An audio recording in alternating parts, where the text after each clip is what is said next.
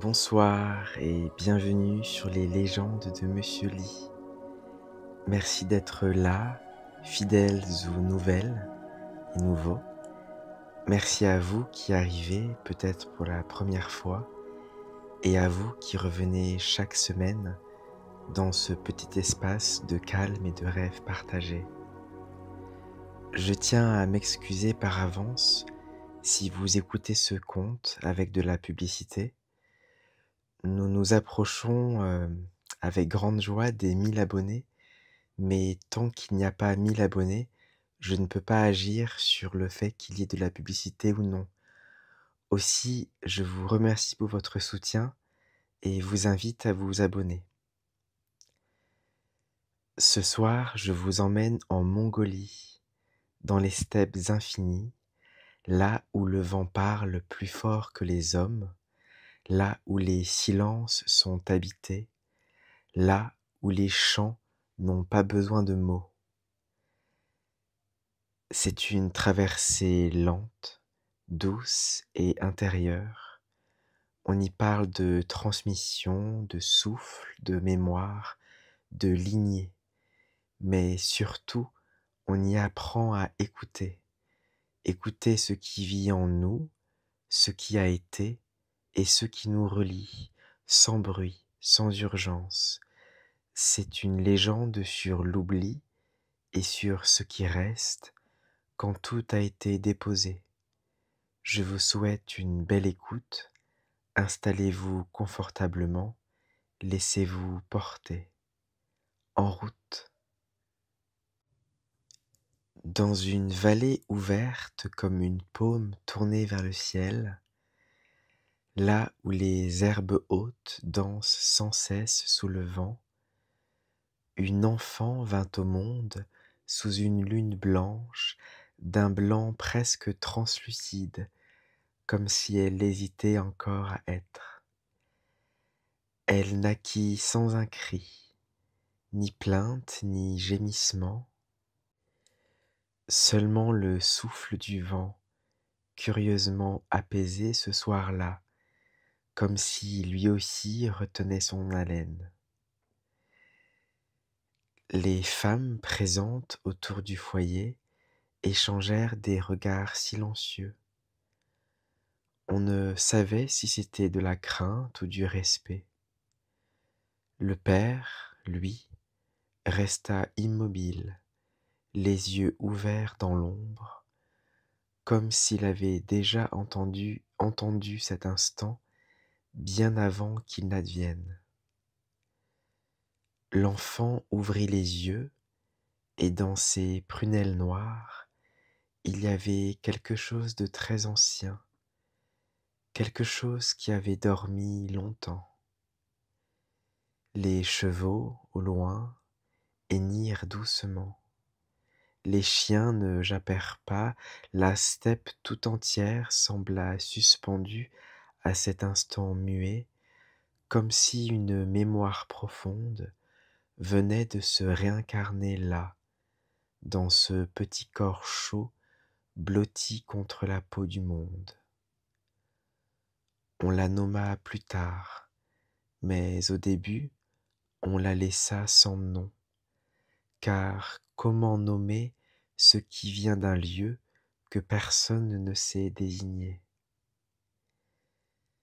Elle grandit comme cela, dans les silences, dans les frôlements d'air, dans les sons minuscules du monde que peu de gens peuvent entendre.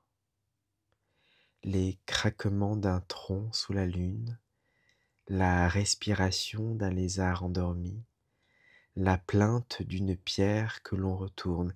Elle était l'enfant de la nuit blanche, née sans larmes, née sans cris.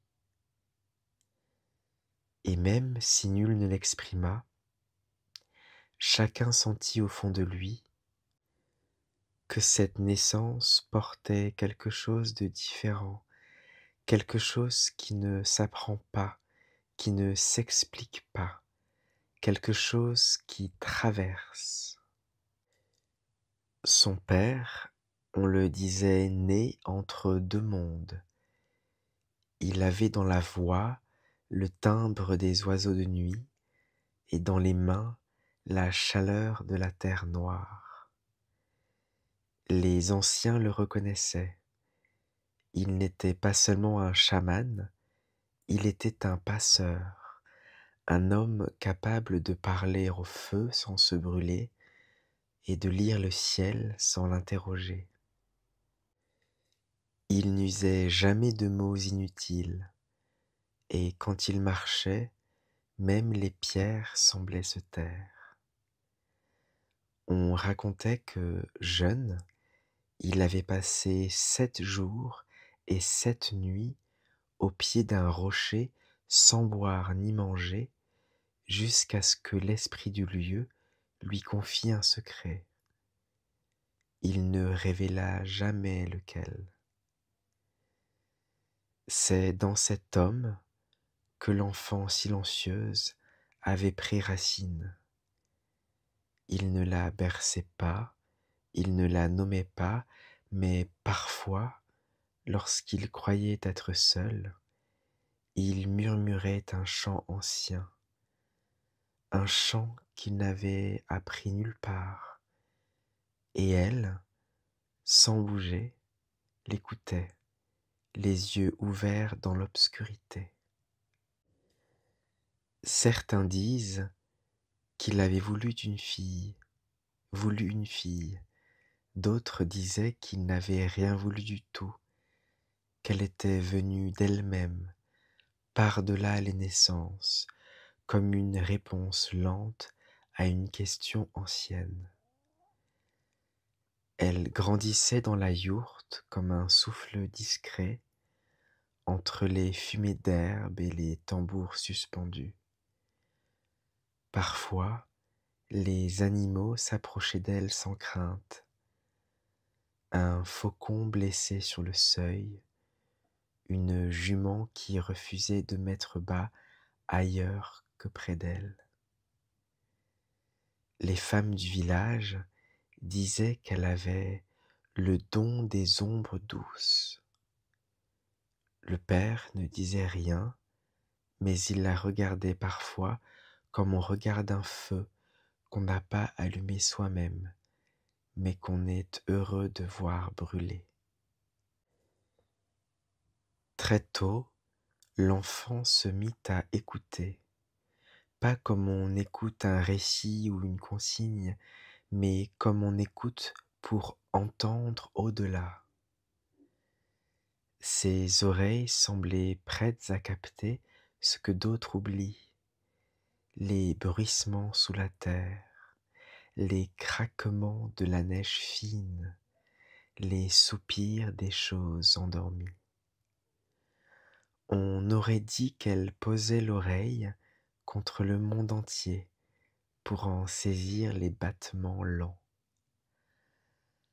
À l'âge où les autres enfants lançaient des pierres ou couraient après les chiens, elle passait des heures immobiles près du feu à observer la danse des flammes.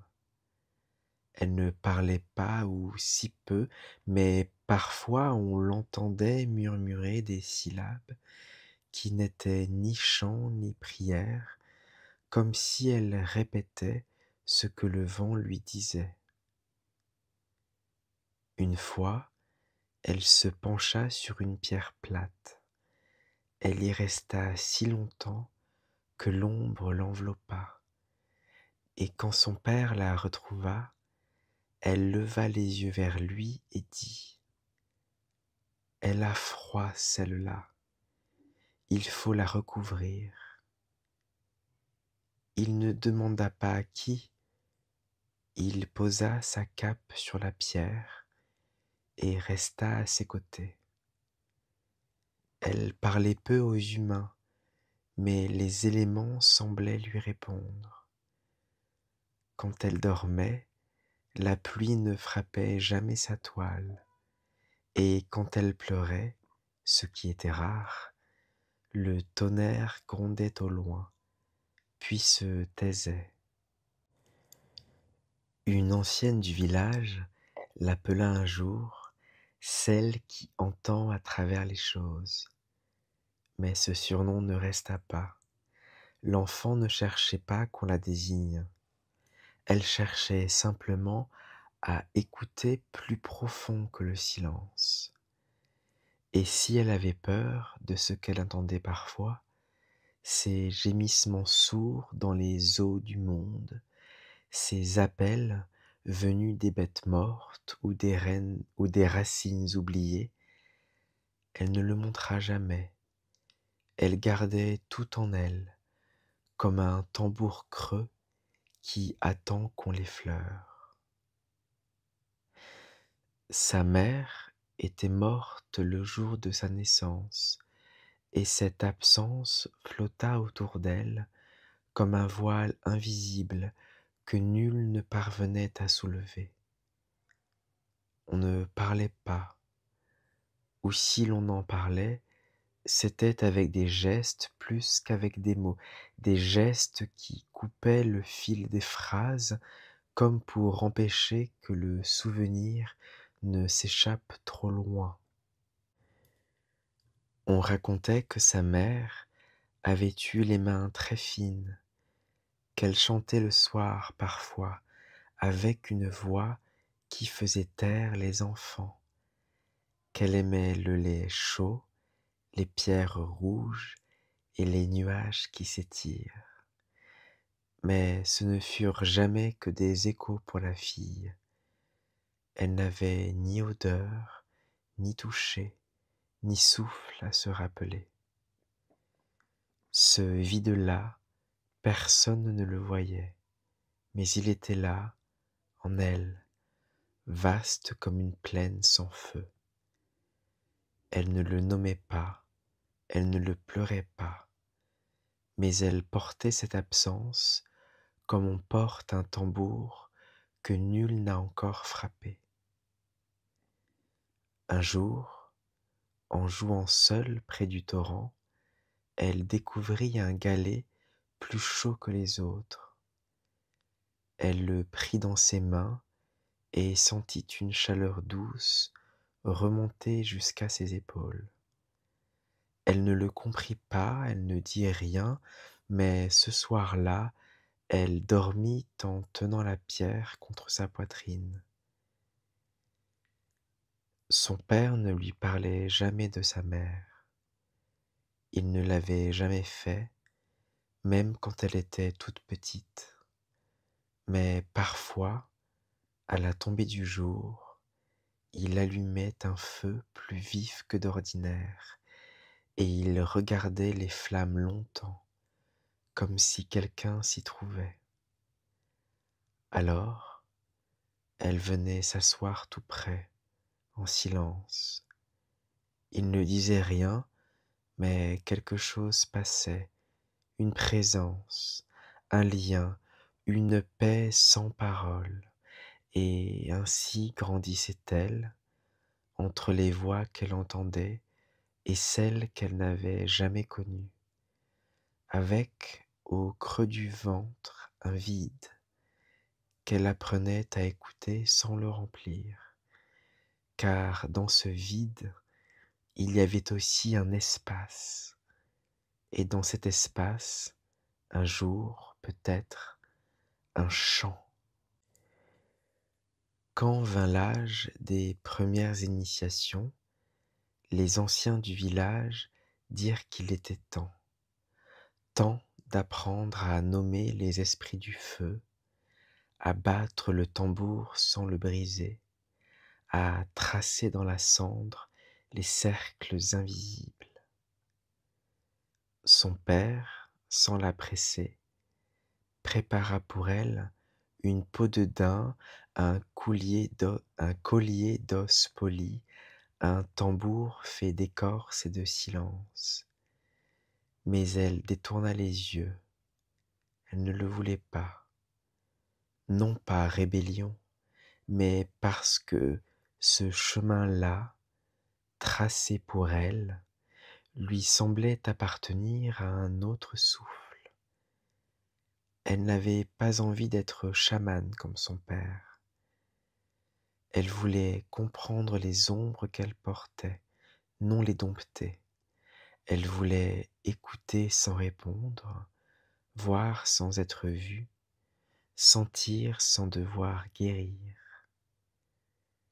Alors, elle se mit à s'éloigner, pas très loin, mais juste assez pour que le vent couvre les voies du camp.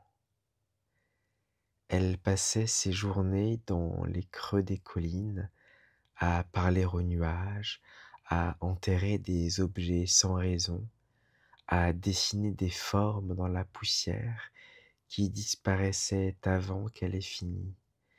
Elle creusait parfois de petits puits et attendait, non pas de l'eau, mais quelque chose qui viendrait de l'intérieur. Les femmes chuchotaient quand elle tournait le dos à sa lignée. Les enfants disaient qu'elle avait des secrets qu'elle cachait dans les herbes. Son père, lui, ne disait rien, mais il ne frappait plus son tambour. Et parfois, dans la nuit, elle rêvait d'un vent venu du nord qui soufflait si fort qu'il effaçait toutes les traces humaines sur la terre. Et elle s'y tenait, droite, au milieu de ce vide, sans peur.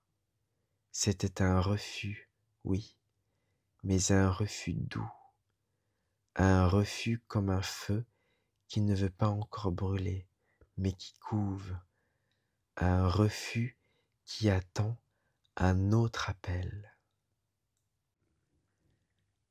Un matin, l'air semblait plus lourd. Il n'y eut pas de signe clair, pas d'orage ni de bête blessée, mais dans les regards, quelque chose avait changé.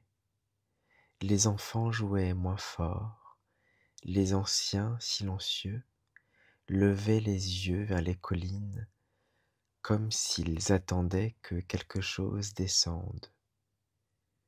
Puis vinrent les fièvres, d'abord une fillette qui rêva 3 nuits de suite qu'un cheval tombait dans un puits sans fond.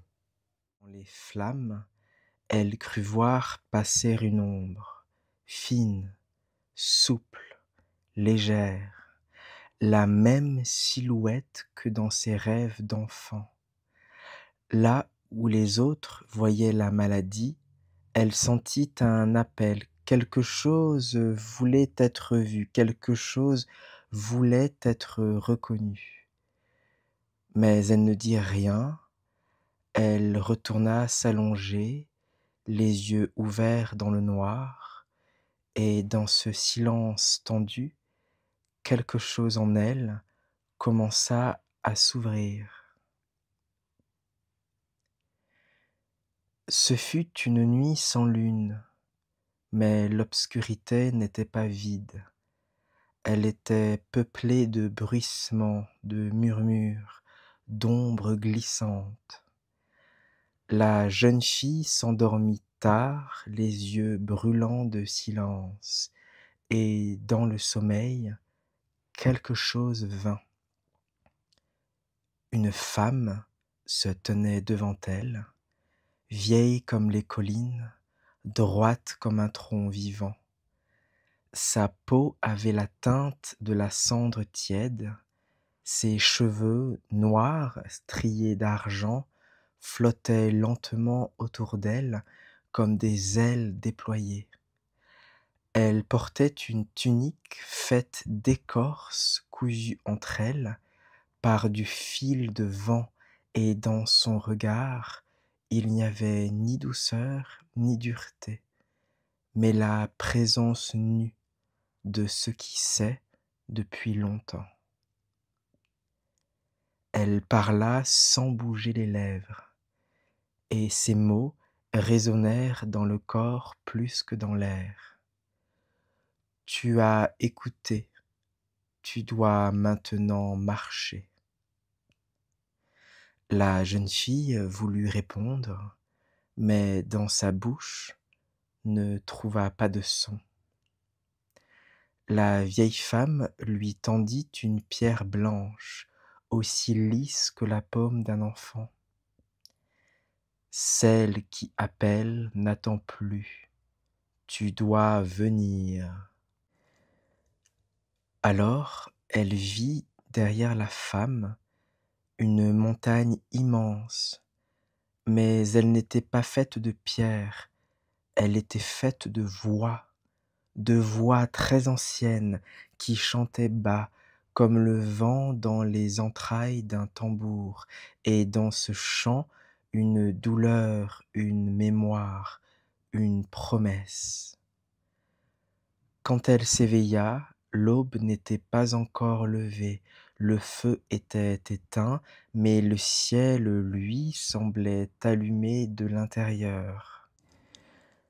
Elle se leva sans hâte et alla chercher son bol, son manteau, son tambour brisé.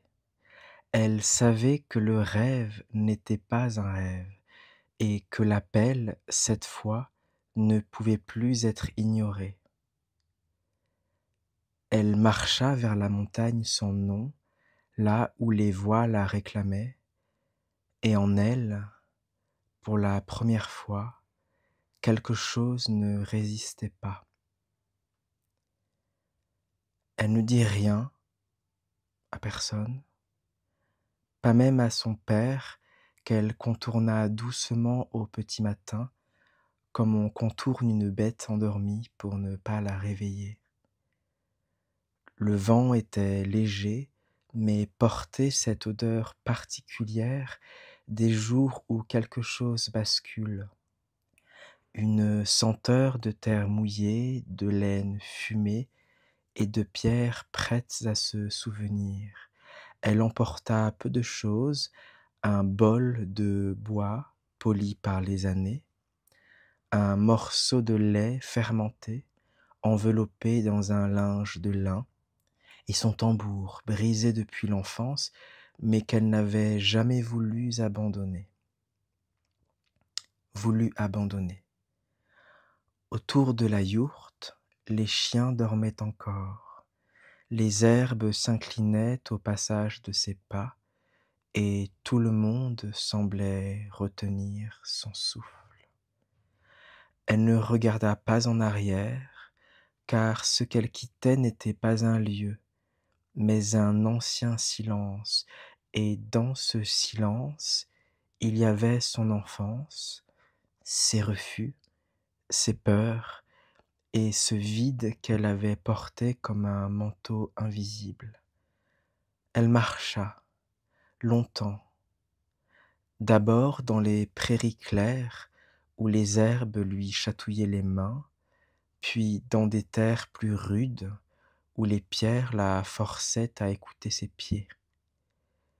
Les premiers jours, elle ne croisa personne. Juste un oiseau au plumage doré qui la suivit un temps avant de s'effacer dans le ciel. Puis une renarde aux yeux trop humains qui la fixa sans hostilité, comme pour lui dire: «Tu es attendu».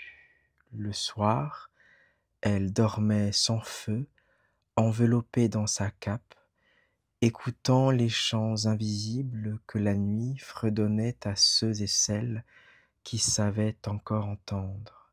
Chaque pas la délestait un peu, elle ne savait pas ce qu'elle allait trouver, ni ce qu'on attendait d'elle, mais quelque chose en elle était désormais d'accord pour ne plus savoir, et dans cette forme de nudité intérieure, elle avançait, plus pleine que jamais. À mesure qu'elle s'enfonçait dans les terres du Nord, les paysages devenaient plus nus, plus vastes, comme si le monde avait cessé d'être peuplé d'histoire. Ici, rien ne voulait être regardé longtemps. Les collines se répétaient sans fin, les nuages fuyaient sans forme, et même les arbres, lorsqu'il y en avait, semblaient se détourner du ciel.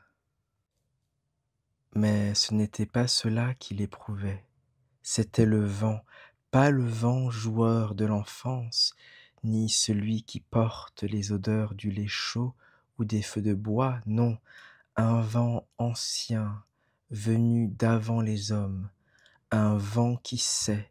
Il soufflait de biais, sans rythme, secouant la peau, la mémoire, les pensées. Il entrait dans les plis du manteau, sous les paupières, entre les dents. Il ne voulait pas blesser, mais il interrogeait. Chaque jour, elle avançait face à lui, et chaque jour, il lui ôtait quelque chose, un souvenir, une certitude, un besoin. Un matin, elle se rendit compte qu'elle ne savait plus exactement pourquoi elle était partie. Un autre matin, elle oublia même son âge. Elle dormit dans une faille entre deux rochers, protégée du vent mais pas du froid, et cette nuit-là, elle rêva qu'elle n'était plus humaine, mais une pierre qui écoutait le vent depuis si longtemps qu'elle en avait oublié qu'elle avait un cœur. Et pourtant, au matin, ce cœur battait encore, plus lentement, mais plus large. Elle comprit alors que ce vent n'était pas là pour l'arrêter, mais pour l'alléger. Il emportait ce qui n'avait plus lieu d'être, il la taillait doucement comme on taille un instrument de musique. Et lorsqu'elle s'éveilla ce jour-là, un chant très doux flottait autour d'elle. Pas un chant d'oiseau, pas un chant d'homme, un souffle long, très ancien, qui lui disait simplement: Tu peux continuer. C'est au 7e jour qu'elle le vit, un arbre, seul, au milieu d'un creux de colline, là où rien ne pousse habituellement, pas même les mousses ou les lichens, mais cet arbre, il semblait posé à l'envers. Ses racines n'étaient pas dans la terre, mais tendues vers le ciel, comme des doigts de lumière tremblants. Et son tronc, sombre et fendu, s'enfonçait droit dans la terre, profond, invisible, comme si le monde d'en bas l'appelait. Il ne portait ni feuilles ni fruits, mais autour de lui, l'air avait changé. On respirait plus lentement, les battements du cœur ralentissaient. Elle s'approcha sans bruit. Chaque pas semblait s'effacer derrière elle. Elle posa la main sur l'écorce renversée et un frisson remonta le long de son bras, non pas de froid, mais de reconnaissance.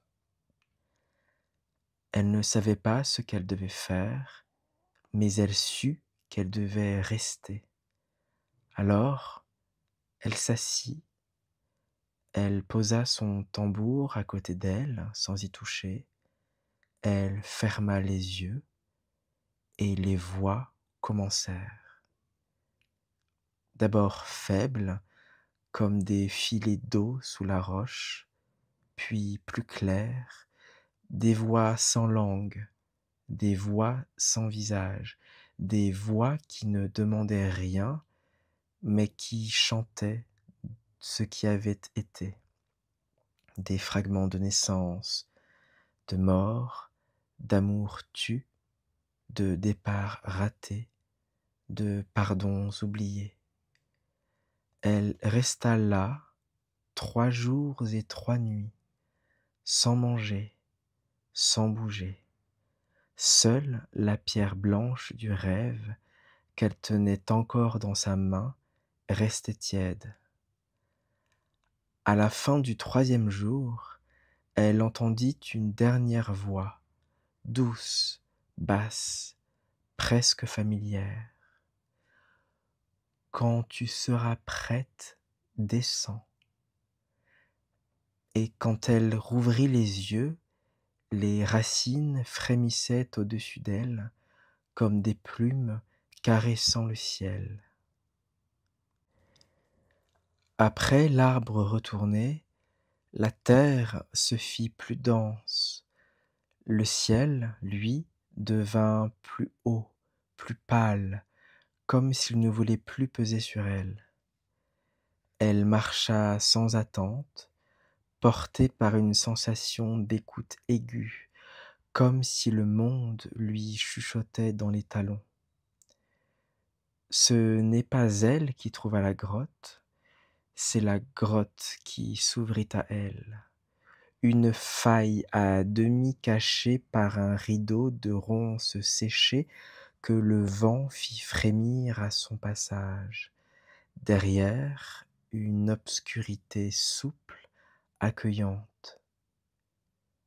Pas une obscurité de peur, mais une obscurité pleine, comme celle du ventre ou de la nuit, juste avant l'aube. Elle entra sans hésiter. Le sol était tiède sous ses pieds nus.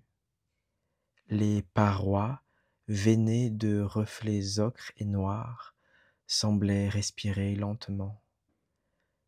Et au fond, bien plus loin qu'elle ne l'aurait cru possible, il y avait des visages, pas sculptés ni dessinés, mais des visages de lumière douce qui flottaient dans l'air comme des souvenirs qu'on n'a jamais vécus.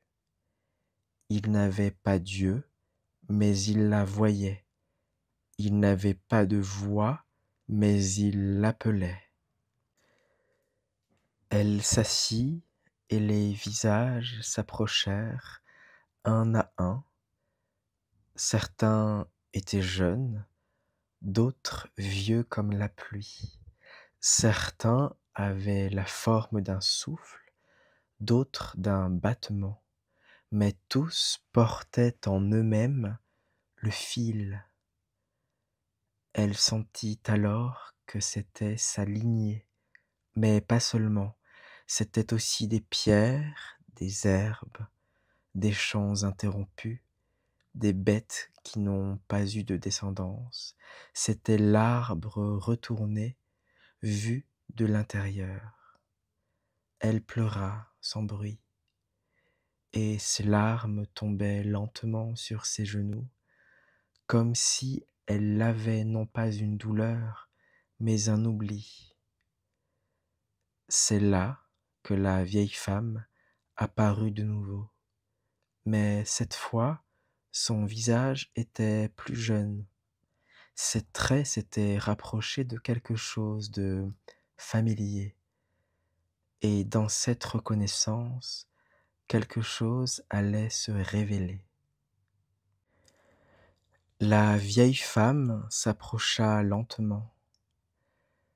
Ses mains ne touchaient ses pieds ne touchaient pas tout à fait le sol, mais chaque mouvement semblait faire vibrer l'espace.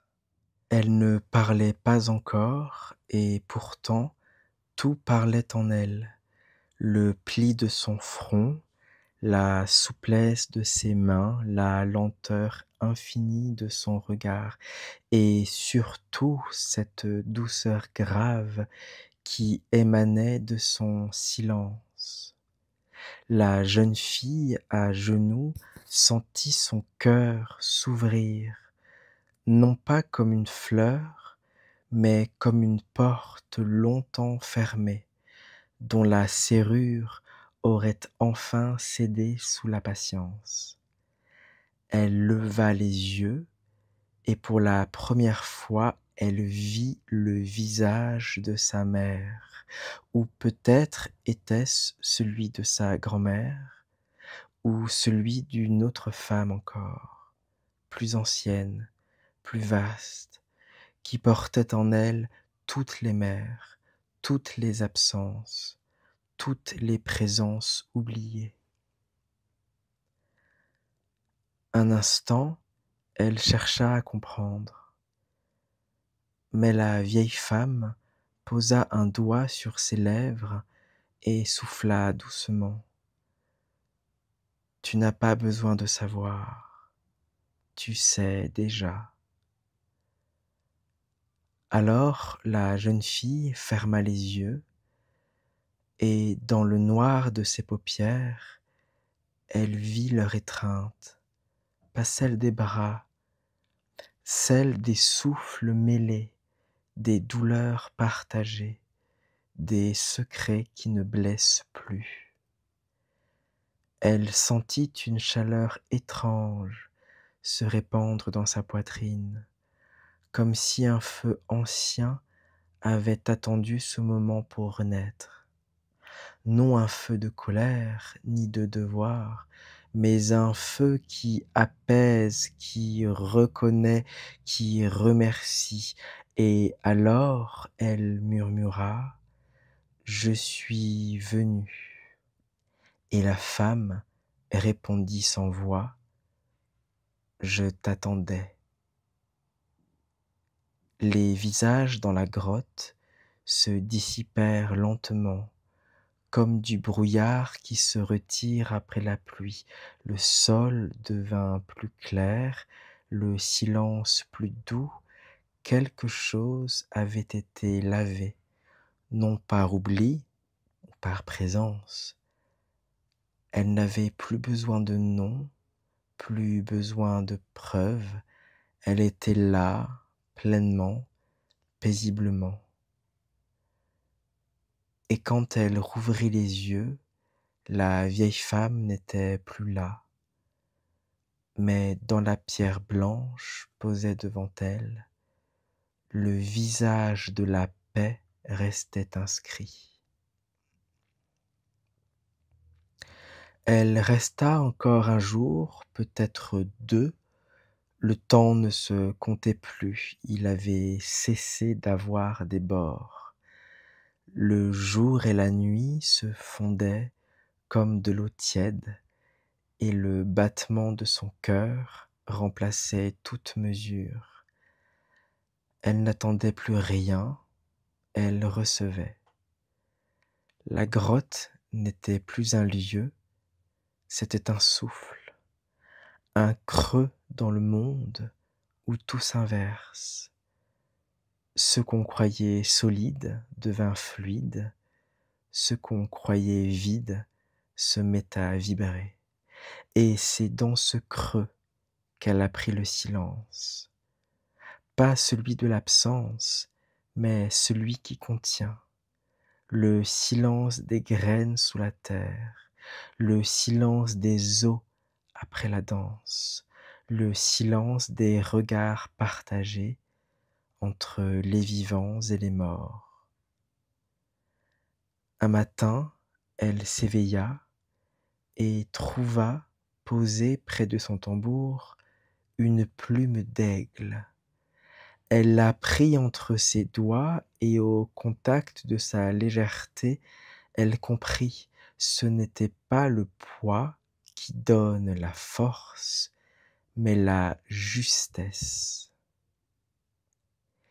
La voix de la vieille femme, ou de sa mère, ou de toutes les femmes à la fois, revint en elle comme un écho doux.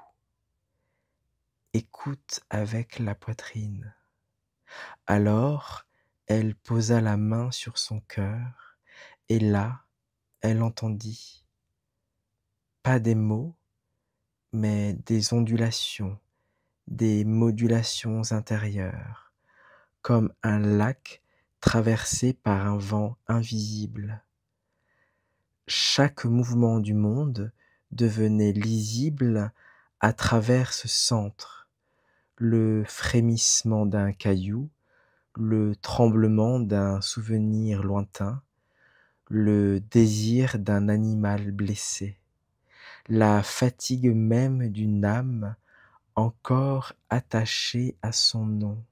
Elle comprit qu'elle n'avait rien à faire, juste être accordée, comme un instrument qui ne joue pas de lui-même, mais qui vibre juste quand l'air passe. Et dans ce silence vibrant, elle devint autre, pas une autre, mais celle qu'elle n'avait encore jamais été.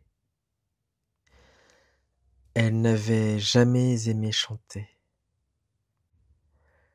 Petite, sa voix se brisait à la moindre note. Elle préférait écouter les oiseaux, les craquements, les battements. Mais maintenant, dans le creux de la gorge, quelque chose remontait. Non un chant appris, non une mélodie que l'on répète, mais un souffle habité. Un matin, elle s'assit devant la grotte, le dos contre la pierre chaude. Le ciel était pâle, et le vent si léger qu'il semblait marcher à pieds nus. Elle inspira lentement, et sur l'expiration, sans y penser, elle laissa sortir un son long, presque sourd, comme un filet de brume. Ce son n'avait pas de mots, mais il portait la douceur d'avoir traversé, la fatigue d'avoir résisté, la joie d'avoir cédé. Le son la traversa une fois, puis deux, puis il changea, devint plus grave, puis plus aigu, sans jamais se forcer, comme si le souffle chantait pour elle, comme si sa voix était le tambour et l'air le battement. Des oiseaux se posèrent à proximité, ils ne fuyaient pas, ils écoutaient. Un renard, plus loin, s'arrêta dans sa course. Il pencha la tête, puis reprit sa route comme rassuré. Et elle, sans s'en rendre compte, pleurait. Pas de tristesse, mais de cette émotion rare, très rare, qu'on éprouve quand on se surprend à être pleinement vivant. Elle comprit alors que ce chant n'était pas fait pour soigner, ni pour charmer. Il était là pour nommer l'invisible. Il ne guérit pas les blessures comme on referme une plaie, mais il offre un espace aux douleurs pour qu'elles deviennent mémoire. Ce fut sa première voix, et elle venait d'un lieu sans langue. Elle marcha longtemps avant de reconnaître les premiers reliefs familiers, mais cette fois les chemins ne lui parlaient plus de la même façon.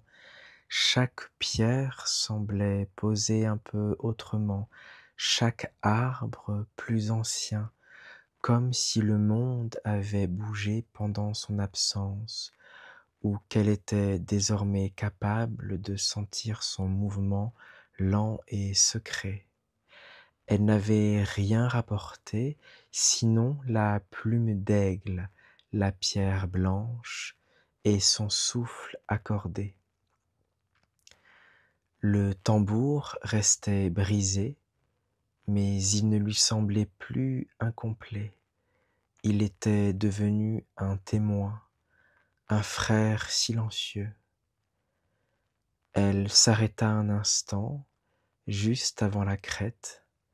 De là, elle pouvait voir la vallée, les yourtes, le cercle de feu, les silhouettes minuscules de ceux qui n'avaient pas su ou pas pu partir. Un frisson la traversa, non de peur, mais d'émotion fine, presque douloureuse. Ce n'était plus chez elle, et pourtant elle devait y retourner. Elle descendit lentement en laissant ses pas prendre racine dans la poussière. Des chiens aboyèrent, un enfant la vit, puis un autre, et bientôt le bruit de son retour courut comme une herbe sèche qui prend feu. On disait: «La fille du chaman est revenue. Elle n'a pas de nom, mais elle revient. Elle revient avec un chant que personne n'a entendu.» Mais elle ne parlait pas encore. Elle ne voulait pas troubler ce silence qu'elle portait en elle. Son père sortit de la yourte, il ne dit rien, il la regarda, et dans ses yeux, il y avait une gratitude sans âge, celle qu'on offre à ceux qui a vécu aux épreuves, survécu aux épreuves invisibles. Elle s'inclina devant lui, puis, pour la première fois, elle s'inclina devant la terre. Et dans ce simple geste, tout ce qu'elle avait vécu s'ancrait enfin, non comme un souvenir, mais comme une présence.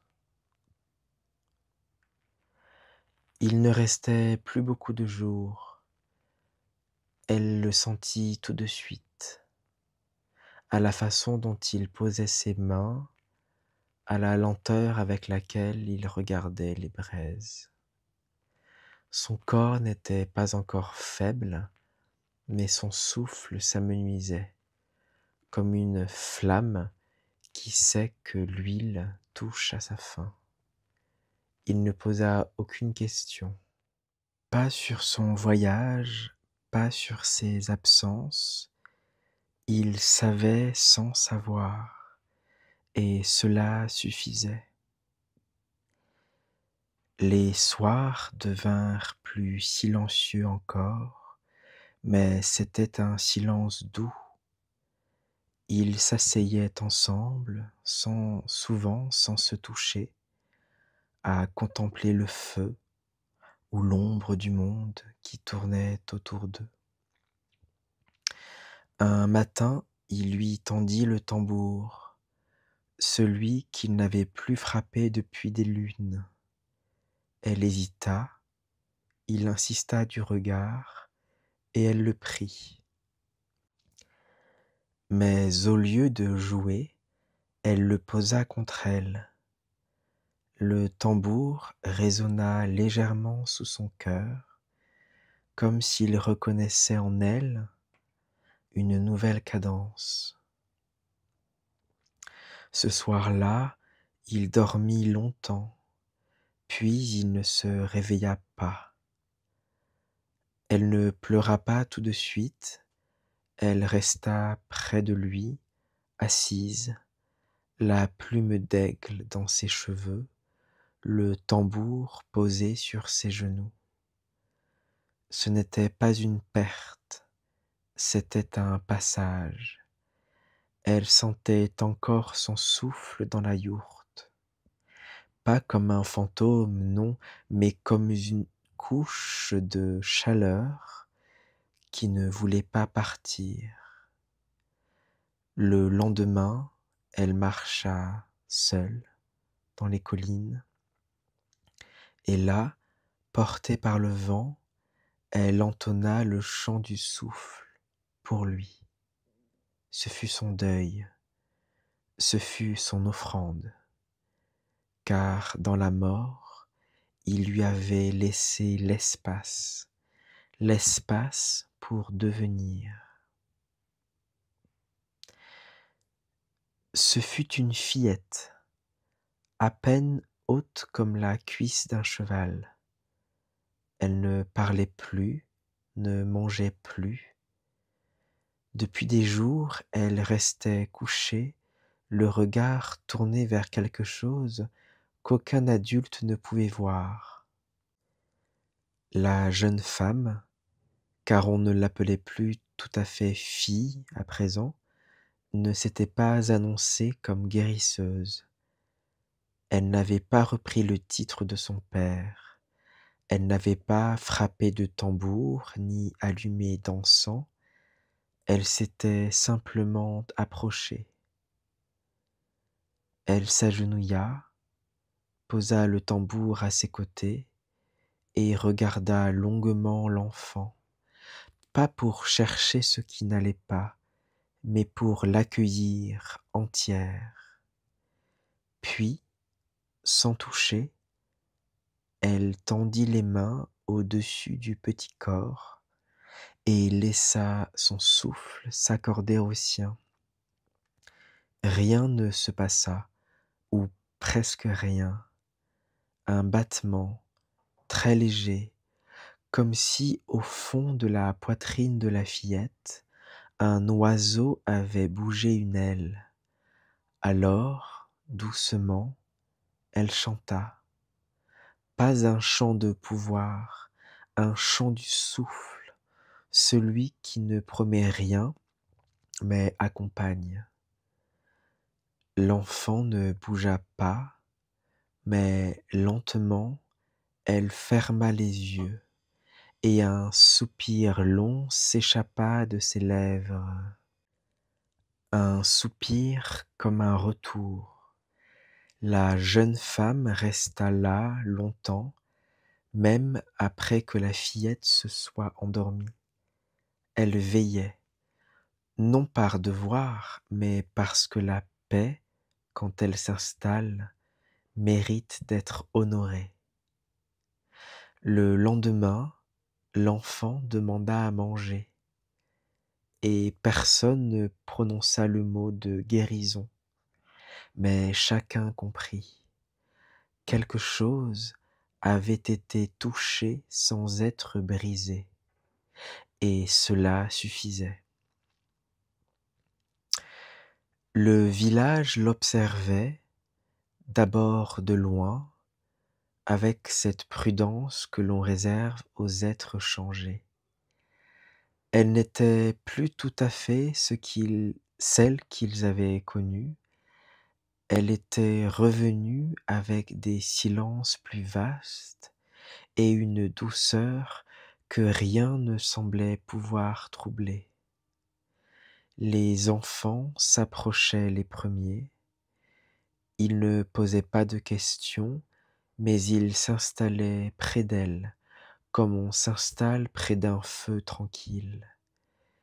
Ils la regardaient respirer, et parfois, quand elle chantait très bas, ils fermaient les yeux comme si quelque chose en eux se souvenait. Les anciens, eux, ne parlaient pas, mais ils vinrent, un à un, sans demander, sans exiger. Ils s'assirent autour d'elle, dans le cercle laissé vide depuis la mort de son père, et dans leurs gestes simples, un bol offert, une couverture posée sur ses épaules, une main sur son tambour, il y avait une reconnaissance ancienne. Elle ne parla pas d'esprit, elle ne parla pas de vision, elle parlait peu en fait, mais chaque regard qu'elle portait semblait rendre sa place à ceux qui avaient été oubliés. Le soir, certains demandaient: Tu peux chanter? Elle hochait la tête, et sans solennité, sans rituel, elle laissait le souffle monter en elle. Son chant n'avait pas d'histoire, mais il ouvrait un espace dans lequel chacun pouvait déposer ce qu'il portait de trop lourd. Un homme pleura, une femme sourit, un vieillard s'endormit, le front posé sur ses genoux. Et tous et toutes comprirent, sans le dire, que le cercle du vivant s'était refermé autour d'elle, pas pour la sacrer, mais pour la relier. Elle ne fonda pas d'école, elle n'enseigna rien, elle ne dit jamais « voici la voie », mais ceux qui l'approchaient repartaient un peu plus légers. On lui demandait parfois « Comment as-tu appris ?» Elle haussait les épaules ou alors répondait simplement « C'est le vent qui m'a appris à me taire ». Elle parlait en gestes surtout, des gestes simples, anciens, placer une pierre sur une tombe en silence, souffler doucement dans la paume d'un enfant pour le calmer, tendre un bol d'eau sans rien dire quand quelqu'un pleure. Elle n'imposait rien, mais autour d'elle, les choses se calmaient. Les disputes perdaient leur voix, les fatigues devenaient des repos, et les douleurs, parfois, devenaient mémoire, non pour faire souffrir, mais pour relier. Parfois, des jeunes venaient la voir, pas pour devenir chaman, non, mais pour comprendre comment écouter. Et elle leur disait « Ne fais pas silence, sois silence ». Puis elle souriait, comme si cela suffisait. Elle n'avait pas d'élèves, elle n'avait pas de témoins, et ces témoins, un à un, repartaient avec un peu d'elle en eux. Elle avait des témoins, et c'était cela. Et en eux restait vivant non pas son histoire, mais son regard.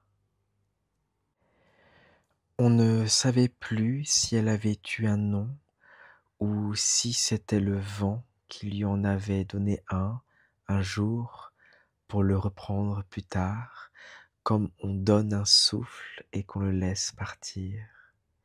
Les plus anciens se souvenaient de son visage ou croyaient s'en souvenir. Ils disaient « Elle avait des yeux calmes, elle parlait avec le souffle, elle soignait sans toucher. » Mais à la fin, ce ne furent plus que murmures, et même ces murmures s'éloignèrent. Il ne resta qu'un soupçon de présence dans certains lieux. Ici, un cercle de pierre au creux d'une colline. Là, un arbre retourné que personne n'osait déraciner. Ou encore un bol rempli d'eau tiède, trouvé au bord d'un sentier par un enfant. Et puis, il y eut le vent. Certains disaient que, par certains soirs très calmes, quand la lumière est pâle et que les troupeaux rentrent lentement, on peut entendre un chant sans mots, un chant qui vient d'aucune bouche, d'aucune gorge, mais qui passe entre les herbes, les plis des montagnes, les plis du cœur. Les femmes qui marchent seules dans la steppe l'entendent parfois. Elles s'arrêtent, ferment les yeux. Elles ne disent rien, mais en repartant, leurs pas sont plus souples, et dans le silence, qu'elle laisse derrière elle, quelque chose veille. Merci d'avoir voyagé avec moi ce soir dans les pas silencieux de cette légende, de cette fille de chaman. Que cette légende vous accompagne, vous apaise ou simplement vous laisse un peu plus d'espace pour respirer, rêver ou encore vous souvenir. Si cette histoire vous a touché, n'hésitez pas à vous abonner à la chaîne Les légendes de Monsieur Lee. Cela nous permettra de franchir le cap des 1000 abonnés et de nous délester des publicités. N'hésitez pas aussi à laisser un petit commentaire ou à partager cette voix autour de vous. Chaque dimanche soir, je vous retrouve pour un nouveau conte, un nouveau souffle. D'ici là, prenez soin de vous et laissez le vent vous parler. À bientôt.